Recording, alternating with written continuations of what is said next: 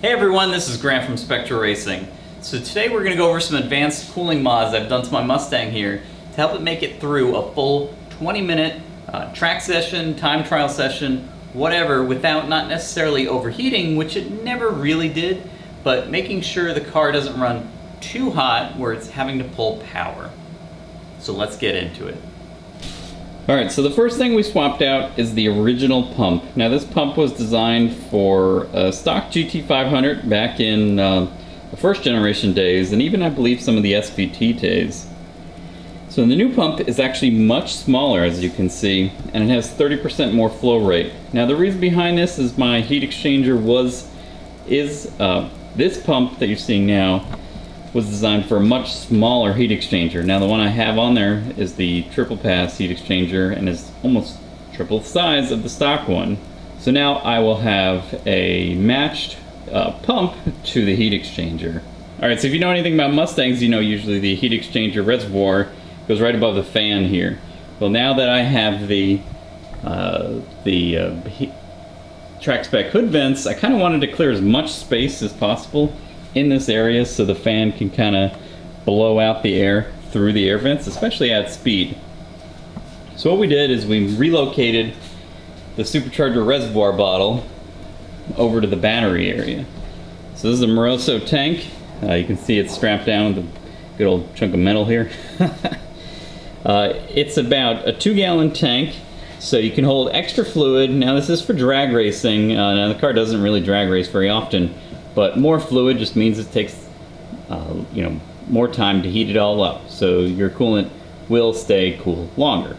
What's nice is if I am running a track event, and as long as there's no safety reasons not to, I can throw some ice in there before I get out on track, and it'd probably melt pretty quickly for a track event, but it can help cool down the car. At least, the goal is to make it those full 20-minute sessions without getting or pulling timing. Alright, so you see I turned the system on here, and you can see it really shoots that water out. Initially, when I had to bleed the system of air, I had to use a wetback hose to suck the air out of here. And once I did, it was just shooting across the garage. But it worked great. And as you can see, I have it's just straight water and water wetter in the system here. Now, if you're wondering how I ran the lines, the Roush system has some hard lines against the car here. I did not use them. I ran the lines, silicone lines, against them. Now, unfortunately, the Moroso tank was it was a slightly smaller diameter than the 1/4-inch lines that the VMP Triple Pass uses, but oddly, the Roush system does neck down at the reservoir too. So technically, there is no decrease in performance here. But if you decide to run a tank, I would try and find a 1/4-inch tank so you don't have to neck down. Although I'm not sure if there's some kind of reason behind why Roush designed it that way. So you can see the lines run down here, all out of the way of all the piping. You can see it's the blue lines down there. You can kind of just barely see them. Now, if you didn't already know, this car has the 13 to 14 fan in it with the kickouts, which should even help more with the heat extracting hood. We have the Mishimoto radiator on there. I have been trying to seal off the intake a little bit better to get those IUTs down. So one of the other things I did is actually, if you have a stock GT front end, I took the stock insert and actually cut out. Now this is mostly for brake cooling, because as you can see, you have a great path to the control arm, which I have some brake shield deflectors on the way, which will help channel air into the wheels instead of using tubes which you crush and stuff on track. So while still maintaining these little bars here to help direct air so the air doesn't just go around the heat exchanger, because you see a lot of open grills like this where it's just completely open, and if you don't have those kind of deflectors to help get air into your heat exchanger, the air can just kind of go around. Now I have still not yet to do that for the main radiator up here, and you can see the oil cooler that's installed. and the custom laser cut symbol I have for company Spectre Racing. So that's one of the things I'm going to work on, is do some more shielding and ducting to get air channeled through the radiator and through the oil cooler better. So one of the more unfortunate things that had to happen was when I installed the new bushings and everything. As I redid all the steering for the car recently, just doing some preventive maintenance.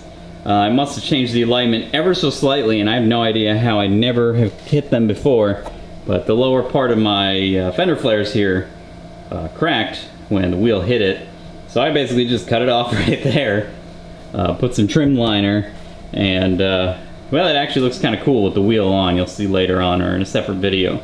But essentially this also acts as a fender vent, so the air can now be channeled through there and out the side here.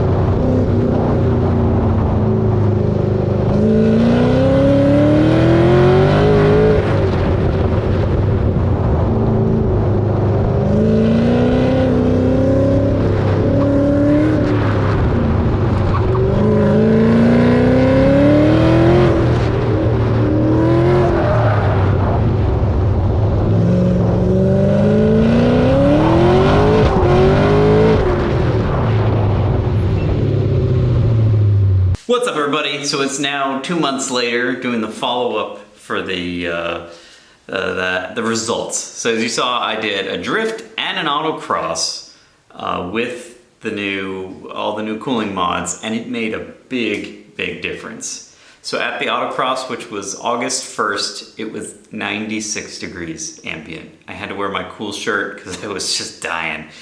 It was pretty dang hot. So year over year, comparing to Daytona of April of last year, the exact same course that was running with Optima instead of the SCCA, but it's the exact same course. It was actually 10 to 15 degrees cooler in April than it was in August, and the car ran 18 degrees cooler coolant temperature. So reached a peak of 192 at the last session of the autocross for with the new cooling mods. And last year, before doing all these things, it reached a peak of 210, with it being 15 degrees cooler degrees outside. So last year I didn't have the hood vents, so I think, you know, overall these made a big difference, all these little mods. And especially the hood vents, I think, are really critical for the ability to cool itself down, which I really saw in drift. So comparing the drift temperatures to a December event, which was actually pretty hot outside, it was like 88 degrees for some reason in Florida. And like before, the coolant temps are about 10-15 degrees cooler, but more importantly, the IATs were about 12 degrees down year over year. So, and one of the things I noticed was even when I was, with drift, you're doing 6,000 RPM at like 20 miles an hour. So you don't have a lot of airflow through the engine.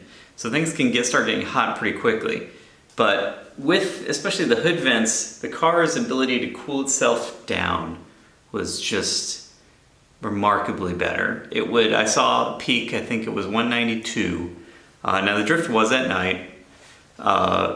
Peak of 192, but after I left the oval, it went back to 178. So I was just amazed, because before, the car would just heat soak and it would never be able to cool back down. All right, well, that's it for this long video. As you see, we have some upgrades coming to my podunk garage here. I actually bought Scott's Max Jack system. So it's not screwed into the garage floor just yet. They'll be actually hiring a professional. I have the tools to do it, but I just want them to verify the concrete tensile strength and have them assure me it's not going to fall on me. So it'd be nice to not be, shade tree mechanic anymore and have a real professional setup. So I will do an install video for that, so make sure to check it out. Thanks again for watching.